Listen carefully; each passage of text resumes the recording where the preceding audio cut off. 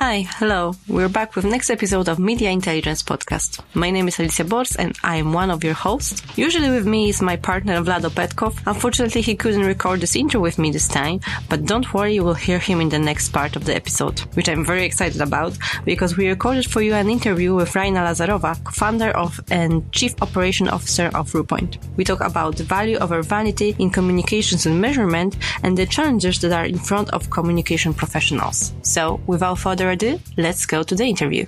Hi, Raina. I'm really, fascinated that we finally have the opportunity to talk. How are you? I'm very good, thank you. Thanks for inviting me. It's a great honor. Yeah. Okay. And Alicjia is here too. Yeah, I'm also here. So hi. So for those of you who don't know Raina and Vlado, they come way back. But today with us we have Raina Lazarova, the CEO and the co-founder of Ruepoint and also a board member of AMEC. So hello officially, Raina. Hi, Alicjia. Good to be here.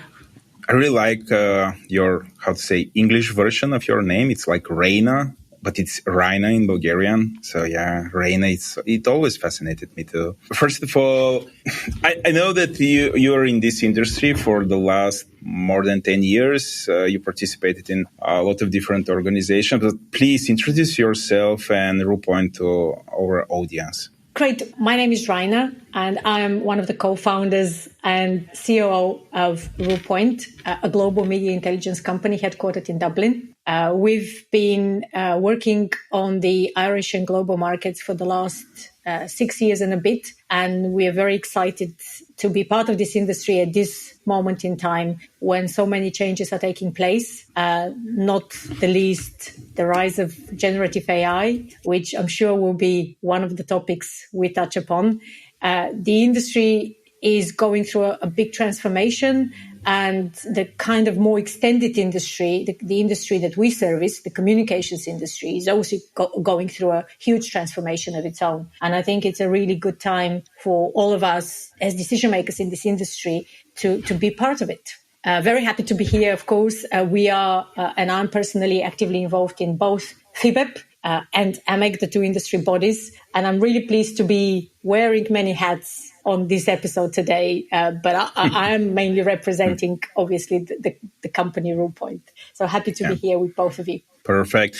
Tell us more about Ruepoint. Ruepoint is what we would call in the industry a full services media intelligence provider. We support the communications and PR community with media monitoring and media evaluation services with the ultimate goal of helping them evaluate and prove the value and impact to the organization. And really, a lot of what we do has been focused on making sure that the great talent we have in the business, a lot of editors and analysts and domain experts with multiple languages focus their energy and effort on delivering value and expertise to our clients. And respectively, we use technology to make sure we can make those processes and workflows more efficient to free up time for our analysts and teams to deliver value and work as real partners of the communications industry. A lot of the work we do has evolved increasingly over the last years into more of a consultancy business, whereby our expertise in certain industries is viewed as one of the key both differentiators but also support mechanisms that we have to our clients. Some of the industries that we specialize in, banking, financial services, FMCG, airlines, a lot of the big industries where you have both big local players but also big global organizations, which is where we've been looking at in the last 2 years, trying to leverage our experience in our domestic Irish market to service those global organizations that have local PR teams and PR agencies working on the ground, but also they have an HQ and a vice president of communication or head of communications at HQ level who are responsible for the overarching communication strategy for the whole organization. That's where a lot of our energy and focus has been in recent years.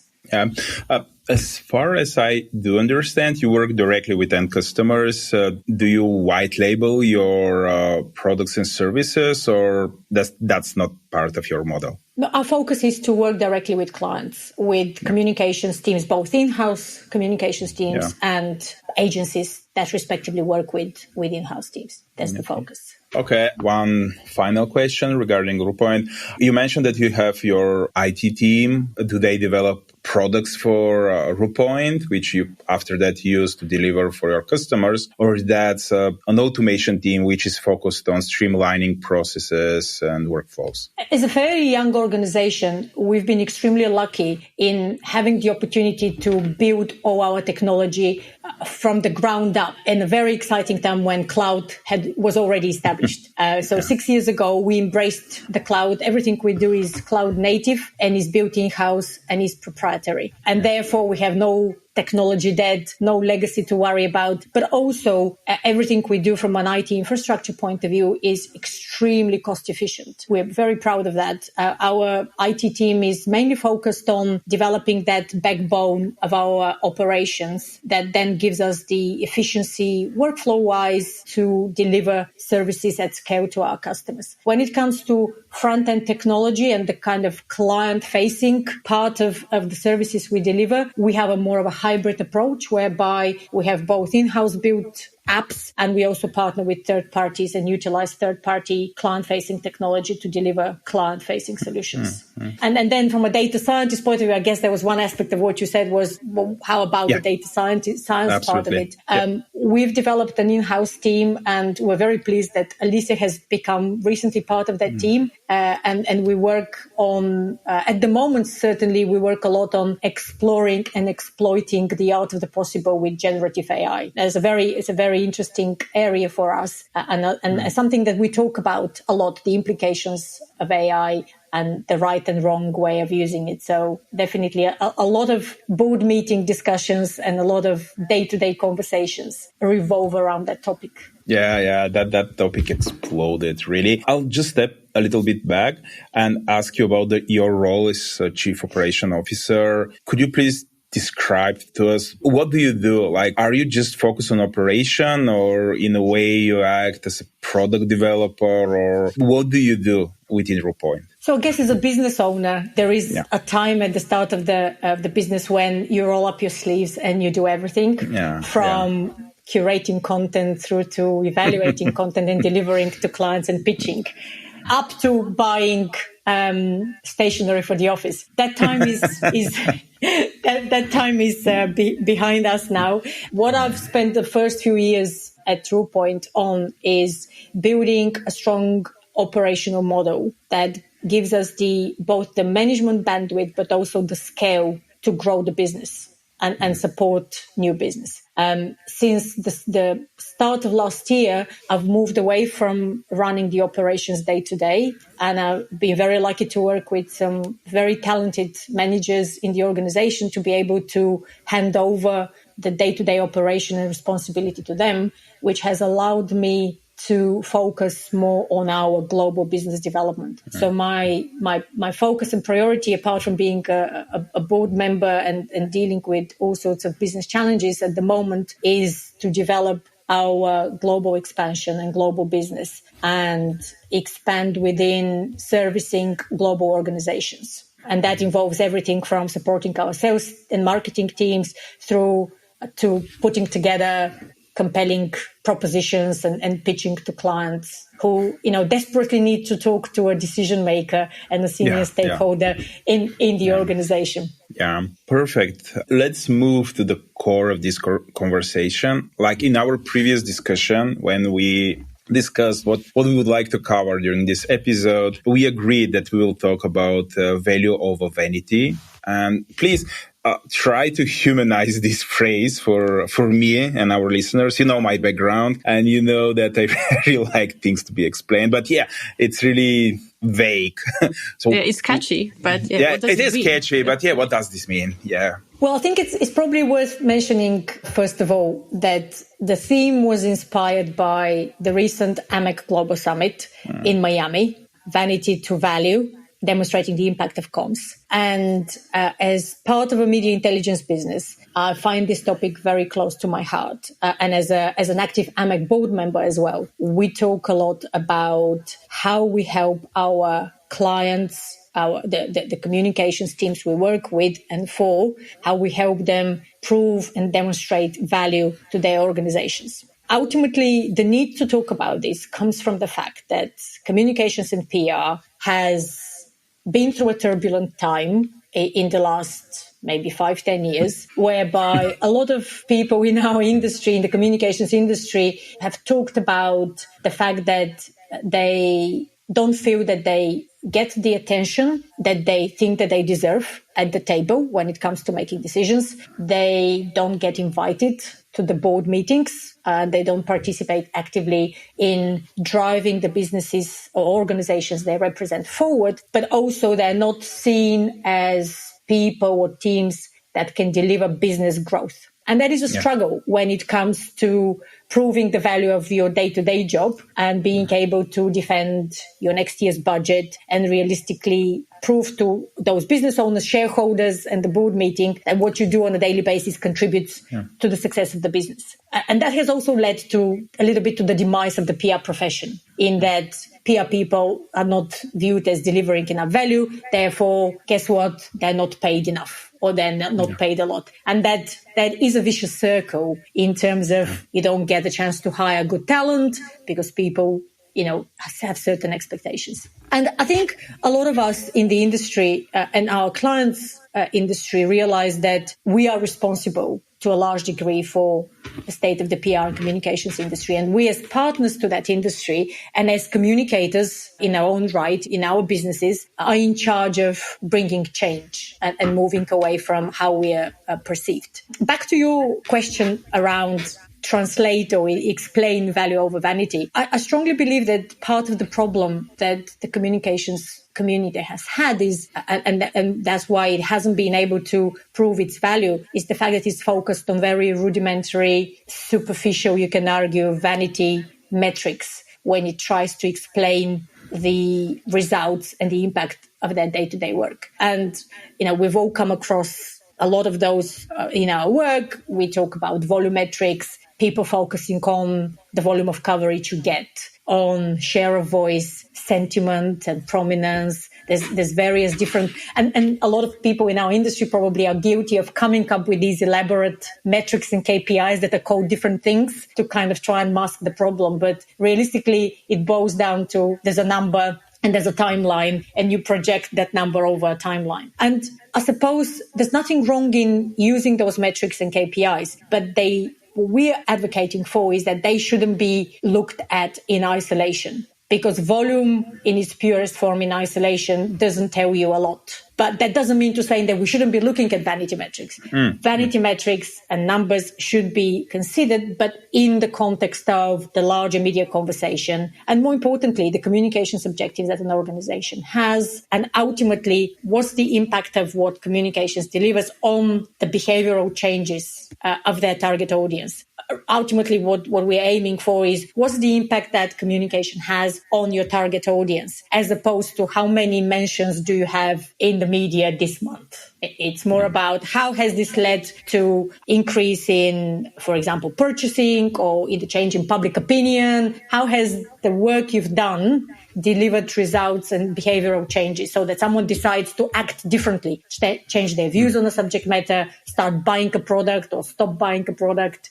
That's what we are looking for. And that's what we mean when we say value and impact. We need to help communicators measure that value and impact. Of course, one of the deliverables or the inputs is, or one of the outputs, I should say, is these vanity metrics. But there's a number of other areas within the outcomes of how what an audience does in response to what you have done as a PR and communications professional. That really should be our focus. Brilliant. Let's talk more about this then. I get it now. If I can summarize that, we shouldn't care just for numbers like impression, clicks, etc., but we should translate this into real, business effects, the amounts of business these impressions and clicks generate. Is that correct? Do I understand you correctly? That is absolutely correct. And the reason for that is that media is one of many parts of the communication mosaic. earned media in particular, but also social and owned, they're one element of the mosaic. And media should always be present when we evaluate communication, but it's not the only area that we should look at and evaluate. There are a number of other areas within our target audience and how we impact that target audience that we should be tracking, monitoring, and helping our clients evaluate. So ultimately, I think the purpose of this will be to prove impact and what happens further downstream as a result of our activity in business, in the economy, what are the changes that happen in society. And that's the ultimate objective and how we prove the value of what we do. How do we get that reliable data? So, because it's easy to measure the number of mentions. It's easy to measure how many clicks or how many retweets like the tweet had and all that. So it's easy and cheap to get that information. How do we get like this real input, like this real impact of your marketing strategy or your PR strategy? I guess the starting point is to understand our client organization's communications objectives, first of all. What are the key messages and priorities of the business? Ultimately, if we have a certain number of media coverage, a volume of media coverage, that doesn't necessarily mean that media coverage reflects our communication strategy and what we want to push forward as messages. So the first step is to qualitatively assess and reassess the media performance of a brand and project it back to its original objectives and the objectives of the PR team. And further downstream, when it comes to measuring the impact on the actual business or organization results, we need to start using other tools outside of just measuring media performance. And these tools include surveys, market research, public opinion research that gives us more information about the ultimate impact. Within the more business and corporate environment, the best metric at the end of the journey ultimately is point of sale data. How much more have you sold as an organization? How has that contributed to your bottom line, your share price? And I think this is where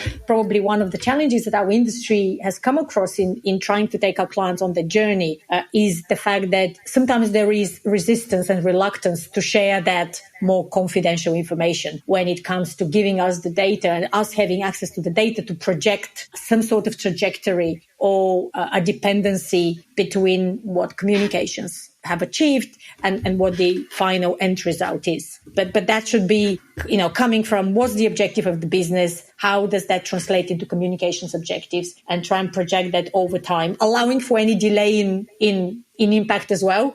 Because when you do something as simple as a press release, for example, and that's picked up by the media, you don't get the impact straight away. So the logical models that you need to build to assess that impact should account for a delay in consumer reaction.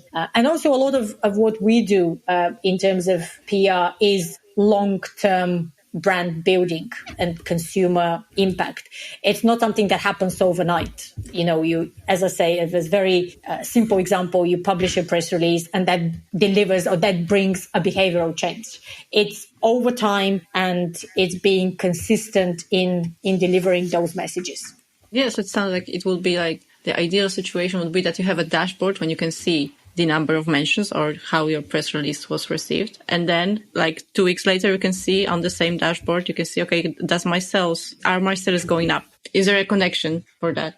Yeah, ultimately, that's what we all should be trying to achieve, trying to relate back to the original objectives, to the ultimate objectives and goals of the business.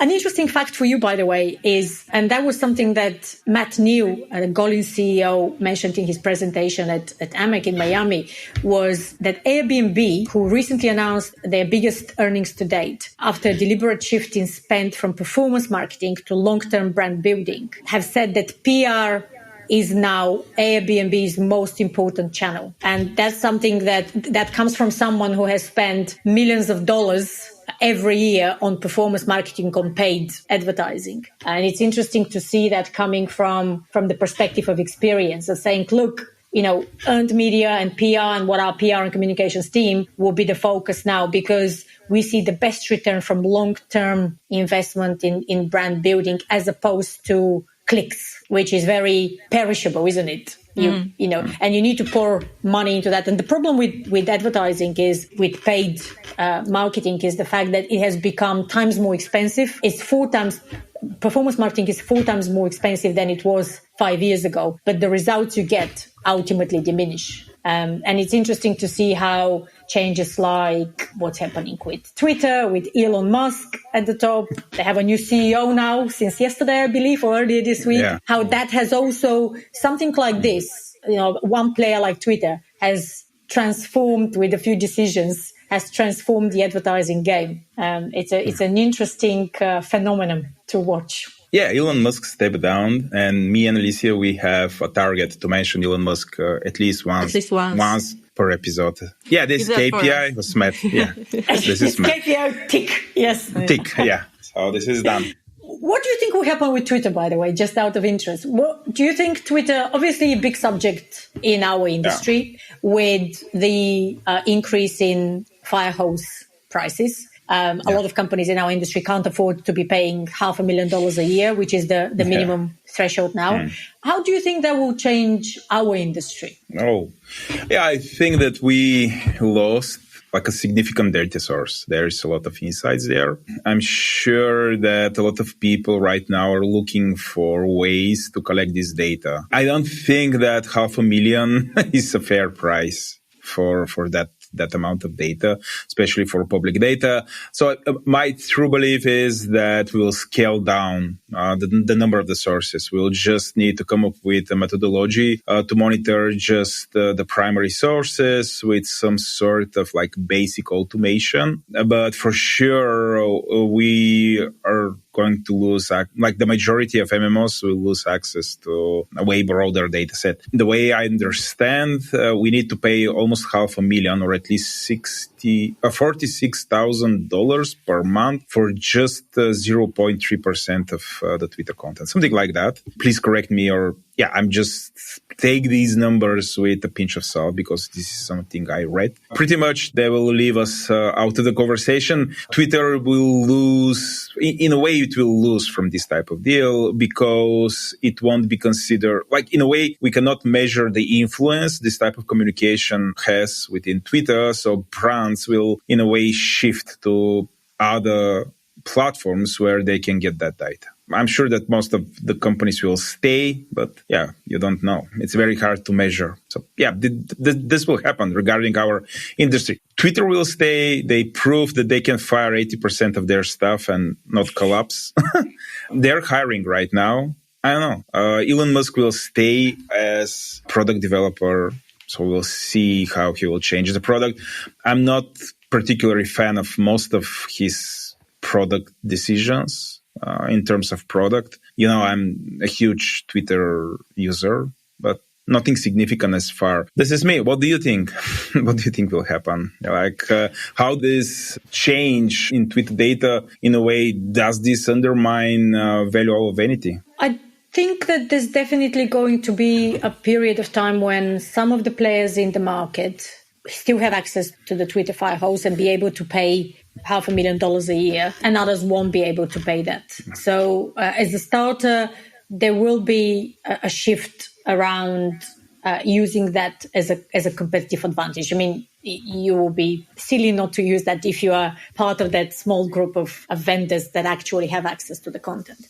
What I think will happen longer term is that Twitter has already started losing popularity amongst its core client base. So even in America, where it probably is its biggest customer base, some of the biggest influencers have reduced the amount of time they spend publishing on it.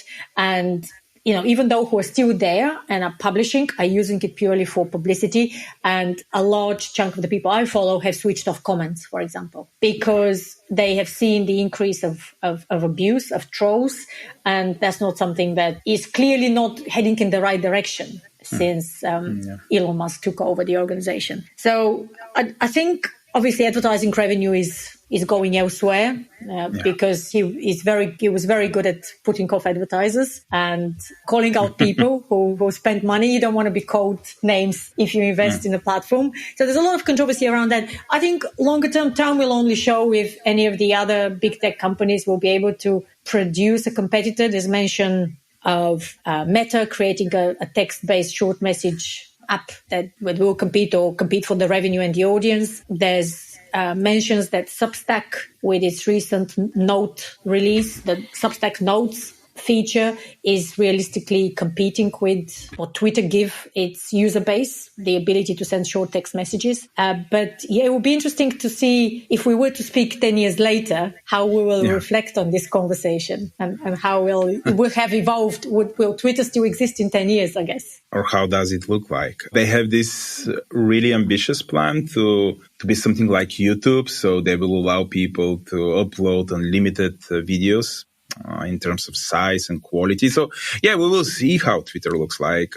In a way, I miss the original concepts of just text and few characters there. Yeah, I really am not a fan of all social media apps losing their identity and they are just becoming like one and the same app. So you have text, videos, photos. Used to have only text. Now you have photos, videos. Now you have unlimited text. Now you have, you can shop from Twitter and all of that. And again, the thing that I notice is that a lot of changes that are happening on Twitter are very American based, so US based, and they do not apply to European market. And for example, if you would like to, when you're in Poland, you would like to buy an ad on Twitter, you cannot do it in Polish. Your ad have to be in English for Polish users to see. So this is like very many things are like unthought of, and it sounds like why would I buy an ad that cannot be read by people in their original language, right? Yeah. Okay, we will see what will happen with Twitter, but let's talk a little bit more again for elevating the role and importance of earned media in the strategic growth of the brands. We mentioned this a little bit just a few minutes ago, but let's dive deeper into this. I know that Raina has a lot of examples and case studies, so let's move to that topic. Raina, why do you think that role needs to be elevated? In a way, this is, how to say, a common sense, but obviously the industry is not there, right? Well, I guess it's part of the challenge that the publishing business and earned media in general has been facing in the last 15 years, 20 years since the rise of social media. As new channels of communication started to appear 20 years ago or so, and with the rise of internet, earned media in its purest form, the traditional newspapers and magazines, TV and radio, lately or in later years, online as well, has kind of lost its importance. It's gone down in the priorities of businesses and organizations. Yet earned media and professional journalism is the only trustworthy, reliable source of information. Depending on where you read and what sort of publications you read, you definitely know that there is a certain standard and journalistic ethics that are being observed, and there's a certain editorial policy that is being adhered to. So clearly, despite what everyone thought 20 years ago, earned media is here to stay. There's a significant value that it adds to the public conversation and to giving visibility to different views in society, but also creating a platform for conversation and for public debate. The challenge that communications and PR has faced in recent years is that there's less focus on earned media as more focus and time and budget are spent on paid and social, paid in social. And I guess that has become one of the problems when it comes to defending a budget for your own activities, communications activities. A lot of the time, earned has been viewed, and that's something, again, that Matt spoke about at AMEC in Miami. Earned media is viewed as a way or a channel where you act to protect your brand. Something happens in the public space and you want to correct it. So you publish a press release and you initiate conversations, interviews with the media, participate in public debates to address that problem. So it's about protecting what you already have. The problem with protecting is that it doesn't generate enough value in order to justify the existence of PR communication when it comes to earned media and what they do in the earned media. Again, because of the how expensive paid has become, I think organizations are starting to reevaluate the importance of earned media, because although obviously you invest budgets in maintaining that and having a team and a strategy to manage your relationship and your presence, you ultimately don't pay for every word or every keyword or every click that you publish. And in that sense, earned media should stay as one of the main media channels in your media mix when it comes to growing your brand. It's not only about protecting, clearly that role remains, but increasingly more focus should be focused on growing and delivering what is essentially business results, sales results. And earned media has that ability to give us that additional string to our bow, I guess. And I think there's definitely an opportunity for that to be utilized better. And I guess the other point around that as well is, and something that we should all pay attention to, and we spoke a lot about it, we have spoken about it at different events, is that PR should start moving upstream when it comes to its role. And again, that's related to us being viewed as, or starting to be viewed as a value center, more as a cost center. That, age-old discussion in terms of how you are perceived in the organization. And I think PR has the great potential of informing strategic decisions and helping with planning, and also helping with predicting trends and helping the organization to prepare for the future. And that future is really something that we all focus on. Interestingly, the FIBEP World Congress in Singapore in September is focused on how to future-proof our businesses, how to future-proof media intelligence. And I guess that's even more important in today because of the big transformation that's happening, not only as a result of generative AI, but as a whole in society and around us. Do you think that media intelligence organizations should be a part of that conversation, and they should educate their clients about the value of their PR teams? And, we all should be a part of making that change happen. Most definitely. And the expertise that we bring in terms of our data literacy and the access to tools and understanding how to use data in its best form is something that we bring to the table.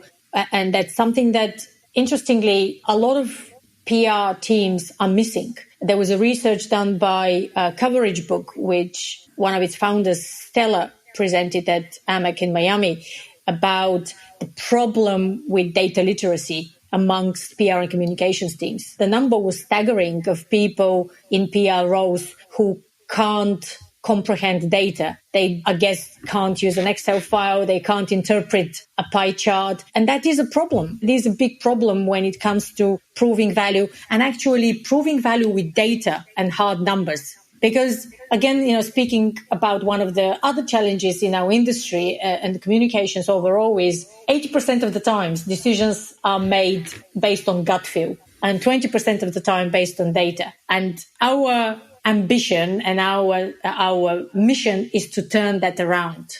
And as an industry, we are responsible, and we play a big role in turning that around, in providing the data and the support, I guess, that PR teams need to be able to base 80% of their decisions on data and 20% on gut feel. Of course, there's a lot of knowledge that one brings to the table. You've been in the industry for 20 years. You know certain things will and won't work. But, that gut feel needs to be supported with data, because sometimes perceptions are misleading.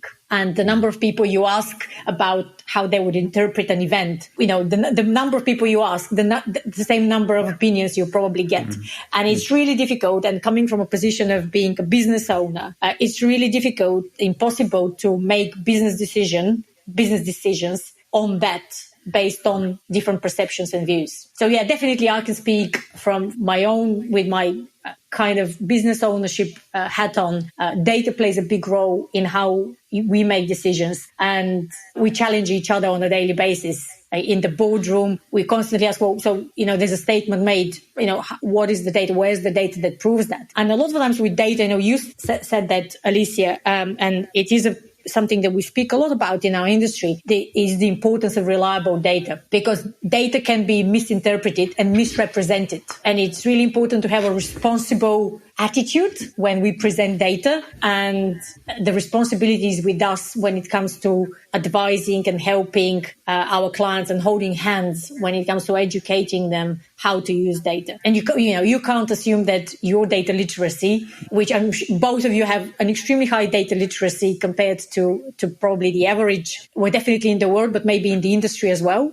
Yeah. We can't assume that everyone around us has the same level of understanding of how they interpret and how they use data. I don't know, what's your experience? Do you see that being a challenge? I mean, we've also had lots of people recently, people from, younger people as well. And I see a lot of, I see that becoming a increasingly bigger problem. You can't assume that someone is data literate only because, they're from a certain generation or vice versa. Is that a challenge from your perspective? Yeah, so before I started working on my current position, I used to work in customer service, and I work a lot with PR agencies. And I saw what you were talking about, that people don't really understand the data. So they are just generating the report and sending it to their, manager, but they have no idea what does all the numbers mean. And are they doing it's bigger than the last month, so probably we are doing something good, but they cannot really interpret it in any way. I really don't assume anything about people.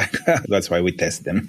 But yeah, there were times where, I don't know, if someone is young, it was kind of safe to presume that he's tech savvy and internet literate. I don't think that that's true anymore. Like with the democratization of new media, having access to the internet is nothing special. So everyone has access to the internet, which does not mean that the majority of people actually know how the internet works or the web works or everything contemporary works. People are just users. And in a way, we are feeling this. We as an industry, we can feel this huge skill gap because the educational system does not support us in a way. Like the educational system, especially in Eastern Europe, maybe all over the world, is really focused on these traditional skills. Like people learn, my personal experience, too much math. Why? Or physics. Not the majority of people will be like mechanical engineers anymore. So in a way, we need to update the educational system because businesses like ours, we need to train our own people. Like we just find people with the right mindset and then we train them on the job, which is a huge investment because we pay taxes too as businesses. So we need to pay taxes once, and after that, we train people on the job. So yeah, that's the reality. But I think that both FIBEP and AMEC, they do a lot in order to educate, plus our podcast, it is in that field. So I really hope that we are not listened only by people from the industry, but like we are listened from people who are interested to join our industry and to learn more about the mechanics and how things work here. Small industry, by the way, compared to other fields. Small, but interesting. So yeah, this is my take. I don't assume anything. We test. I personally, as an employer, look for the right mindset. That's the only thing I'm looking for. And this is for the last 14, 15 years. And this does not change. So I'm sure that it is the same with you. Like when you totally find, agree with you. Yeah, please, yeah. That's exactly what our experience is. Literally, the one thing we look for is attitude. And the best way to assess that is in your interaction with a candidate during the interviews, the various stages of the interview, how they communicate, how they react to tasks, how quickly they turn around assignment. All that is much more important than the hard skill. And you're right. I don't think that it's only a challenge in our small domain of media intelligence. It's a challenge in the bigger communications and marketing industry. The kind of level of skills, entry levels of skills is really difficult to find. So you end up having to have in-house academies, if you want, training programs, training functions, knowledge management functions within the organization in order to be able to produce the talent that you need at scale. And especially for an organization like ours that's going through a very rapid growth at the moment, that's a really important part of the equation, is to be able to create talent internally. But like you say, it's a big investment. It takes time. You need the overhead to support that. And also, you need to measure, going back to measuring impact, you need to measure what's the success rate, what's the retention rate, and how that impacts the overall business. But I 100% agree that's the only way forward. If you want to have the organizational muscle to grow within this industry and related industries, you need to be able to create that talent internally. I know you, Vlado, have had a lot of, I suppose you're involved in university in your own right. So you've seen that a lot, but there's not a kind of single university that I've seen that offers a degree or even courses that help towards what we do as an industry. I know that people are trying, and certainly some people in your market specifically have done a lot of work in your organization as well, which is very admirable, and it's hard work. But it's difficult. It's not like, you are a law firm and you just wait at the door for the next year of graduates, right? Yeah, or an accounting business or something like that. Or an accounting business, exactly. Yeah.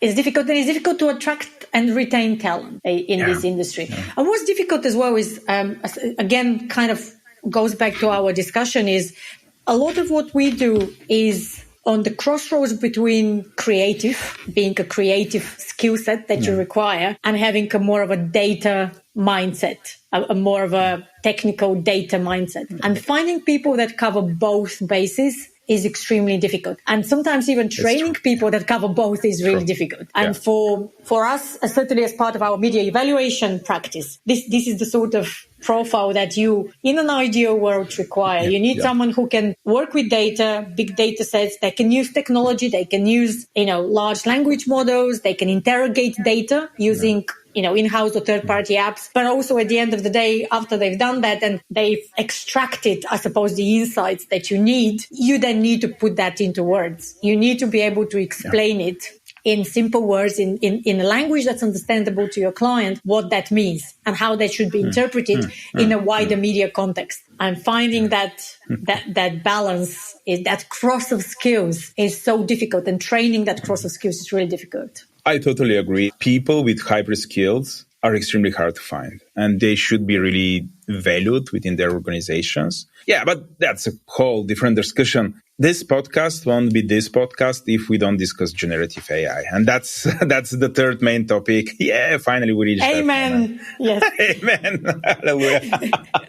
Generative AI everywhere for everyone. I know that we had this, the FIBEP Tech Day, and I checked the agenda, and like 70% of the topics, they had ChatGPT in their titles. I'm not sure about the AMEC event. I believe that it was not that saturated with generative AI, but I'm sure that the topic was represented there. So if we go back to our meta topic, value over vanity, where is the place of generative AI here? A lot of people are thinking that if we commoditize content, actually we will bring the value down of content. So what do you think about that? And what are your general thoughts regarding generative AI? You're right. AI or generative AI was one of the talking points at AMEC, and I'm sure it will be in September in Singapore, although we shouldn't allow that to take over. There are specialized events every day, probably,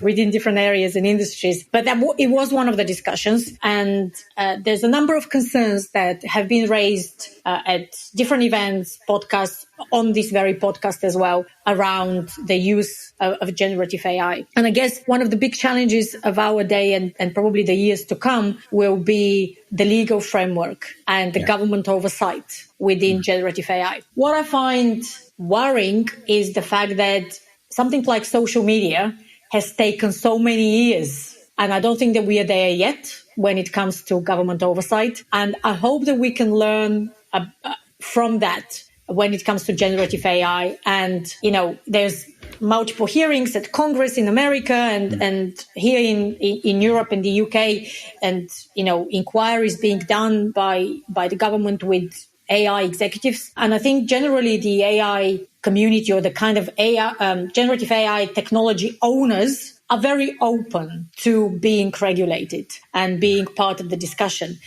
But there's a lot of catching up to do when it comes to the respective governments. I think the European Union is probably one of the very few that has done something or started doing some meaningful work outside of countries like Italy, which just outright ban something like ChatGPT for some time. That's not regulation in its right form, is it? It's just an immediate reaction to stop it. So I think definitely government oversight is one of the big challenges. And organizations like FIBEP and AMEC and other industry bodies and industry collaboration organizations have a big role to play in that. And if we want our voices to be heard and to have a seat at the table, we need to voice our concerns on all sides and also the benefits that we see from generative AI. On a more industry level scale, for us in media intelligence, there's a big temptation. I see two camps of organizations in our industry. One is denying that generative AI can play any role in communications and media intelligence, and therefore saying, voicing concerns about commoditizing the industry, devaluing the market, a race to the bottom. We don't want to participate, is what some of those people say. Don't touch it, and it will go away. And there's the second group of organizations that actually embrace it. And they embrace it for the right reasons. And I'm pleased to say that Ruepoint is part of the second organization. I know you guys, from what I hear on the podcast, are doing the same. The reason why we embrace it is because we want to be active participants in deciding if and how we want to use generative AI and large language models. We don't want to be the people who are being told by third parties how and what we should be doing. We want to convince ourselves, and we want to do the testing and the experimenting. And you're right in saying, ChatGPT is not everything. There's so many other models to be looking at. Maybe ChatGPT is the most accessible one that you can play with on a daily basis, but there's so much more to look at. And we're definitely part of that group of organizations that want to be among the first to know what it's good for and what it's not good for. And we are doing a lot of experimenting and testing. And back to your point about investment, of course, it requires investment for you to be able to be part of that game and those experiments. Our view is that we want to be part of the experiment. And whilst everyone else is trying to find out if and how to use generative AI, we want to be part of that group of companies that explores and exploits that. But what I can tell you from the work we've done so far, from a practical implementation point of view in our industry, is that generative AI has the potential to help with some of the heavy lifting in terms of processing of big data sets, especially when you work for global clients, where you have multiple languages, hundreds of thousands of content pieces that you need to process, review, and make sense of. It's definitely something that can help with some of the heavy lifting and the workflow optimization. And we've done a lot of experimenting with prompts and seen different results. But ultimately, we don't think that what those large language models can produce is ever going to be client-facing. Not for the type of clients that we work with, whereby you have organizations that rely on precision and accuracy of the insights and that can't afford to be misled by something that has, been too creative or hallucinating on the back of results and insights. And I guess that's the big challenge that a lot of people in any industry. I mean, you probably read about this case that a barrister evidently used ChatGPT to produce evidence for a law case. Yeah. And evidently when the evidence was reviewed, the judges found out that none of the examples, the cases that he quoted were real. Oh. So clearly the, defense he had is, well, it was the first time I was using ChatGPT. It's not my fault. Yeah.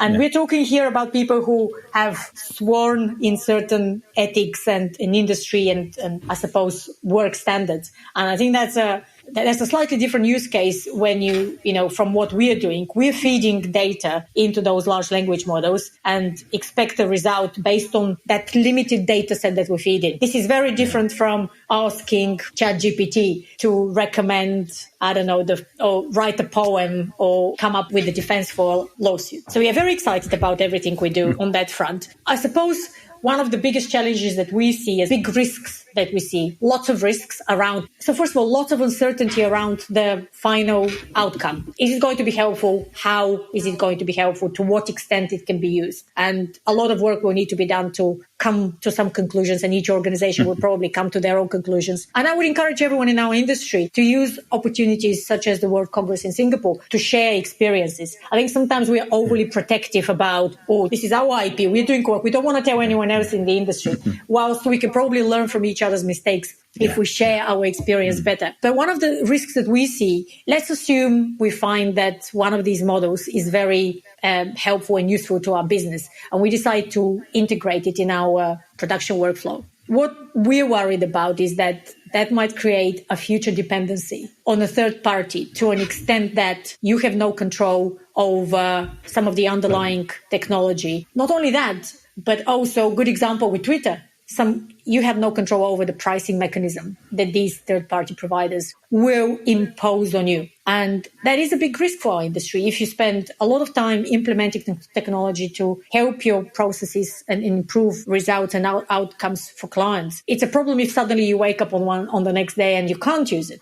So what we're looking at as an organization is and that's why we're experimenting with more than ChatGPT. ChatGPT is easily accessible, fairly cheap at the moment. Even at API level, you can spend a few $100s and prove or disprove a hypothesis. But what we are focusing on is using a generative AI model that will give us the opportunity to deploy a private instance of that model, something that will give us control over that longer term. And that, I guess, is something that, alongside the actual application and usefulness of it, is one consideration for everyone in our industry to probably bear in mind. Absolutely. Really insightful. Alicjia, do you have any other questions? No, I think Raina is basically saying like what we did say on our last episode, right? Like that you don't have time to wait to see how this turned out. You have to, put your impact now, because right now we have still chance to influence how this all is going to work for us. And we cannot just sit and wait, okay, how it's going to turn out. And people who say that it's going to go away, it's going to stay. It's stay with us. And probably we will wait some time for next big thing. But for now, this is the big thing that we have to, learn to use. What do you both think about the apocalyptic views of what generative AI Vlado has opinions. I can bring see upon from this world. Listeners cannot see Vlado's face, but he was so ready for this question. I pay Raina to ask me this question.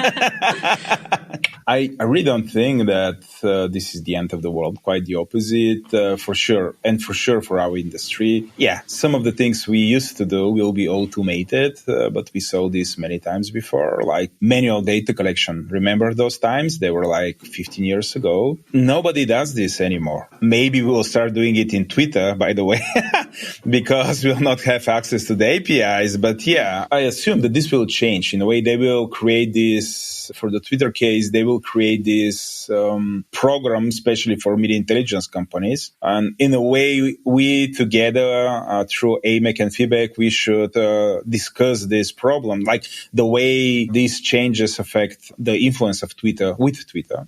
But if I go back, I really don't think that this will be the end of the world. There are some possible negative scenarios. I call them Black Mirror scenarios. Black Mirror used to be, and I believe it's still a very popular TV show on Netflix. It's usually in Black Mirror are presented really dystopian versions of the future. But there are several scenarios where we see like a Black Mirror scenario. In our case, maybe the darkest one is if we start to heavily rely on centralized AI. And that system, in a way, transforms into like a knowledge-sucking system where all the knowledge in the world is sucked in out of our companies and uploaded into these centralized models. The same way what happened with advertisement right now we have generally two very big advertisers, Facebook and Google. We saw that a few years ago. If this scenario repeats here, it won't be just the advertising money. It will be all the knowledge and all the value we produce with the knowledge in our heads. But that's really a dystopian future. I'm sure that we as societies and communities, we're not going to allow that. And as businesses, so I strongly support what Raina said. She said that we need to utilize this type of tech, but this type of tech should be locally deployed. We should have control of this. We should preserve our knowledge. If we are going to use GPT from OpenAI, there should be a way for us to do not upload our knowledge. All of this should be preserved. And they, to be fair, are working on that. There are claims that even if we fine-tune the model, this will be just for us and this is not going to be distributed with our competition or with the rest of the world. So I'm sure that people within OpenAI, Microsoft and Google and Amazon, they're actively thinking how to work with us and how to make us feel safe and for sure make us preserve our knowledge. That's the future. And if that happens, I'll be okay to work with centralized AI as an infrastructure because it will be just better and we will just pay for the calls. But on top of that, prompt engineering, chain of thoughts, things like AutoGPT, this will be the tech in which we need to invest in. And it'll be interesting to see when we see each other, hopefully in Singapore for the FIBEP World Congress, how and if our thoughts around that would have evolved. Because there's a lot going on and more tech coming out. So it would be good to catch up on that. Absolutely. That's in how many? 3 months? It sounds like a whole eternity. So everything can happen in these 3 months. Absolutely, yeah. But I don't really like how they are talking about generative AI like nuclear threat or something like that. We are far from that. And I think that telling this kind of story takes away the attention from the problems that we have right now, because we are talking about something. And a lot of people also think about like general AI. That's something that can, and they mix the generative AI with general AI, and that's not the same thing. And generative AI is like what Vlado said in our previous episode, is just the autofill app. That's kind of smart. But it's far away from ruling over your life. Can I just make one comment? Absolutely. Mm-hmm. Yeah, absolutely. If we have 1 minute. AMEC is traveling to Sofia, Bulgaria next year. Yeah. With the kind support of Data Pro. Mm-hmm. So we all look forward to seeing everyone in my and Vlado's home country. Yeah, perfect. Finally, one of these huge events will come to Bulgaria. So it was right about time, right? Very exciting. Yeah, I'm very excited about it. Okay. Thank you, Raina, for all the things which you said. It was really insightful. I learned a lot and we're looking forward to talk to you again, not only on the events, but back to the podcast. So feel free to, share with us ideas and we'd like to talk to you as soon as possible. Thanks for having me. It was a great honor. Yeah. It was a pleasure. Thank you. Thank you. This was the end of the interview, and we really hope that the whole conversation was very interesting and very useful for you. A few words about who worked on this episode. The hosts were Alicjia Bors and Vladimir Petkov. We would like to say thanks to our audio editor, Anton Vele from Govori Internet. Would like to say thanks to our marketing team, Anna Tsanova and Oresti Patricios. And I would like to say thanks to Identrics, the company which supports Media Intelligence Explained. Thank you, and we will see each other in a month. Bye-bye.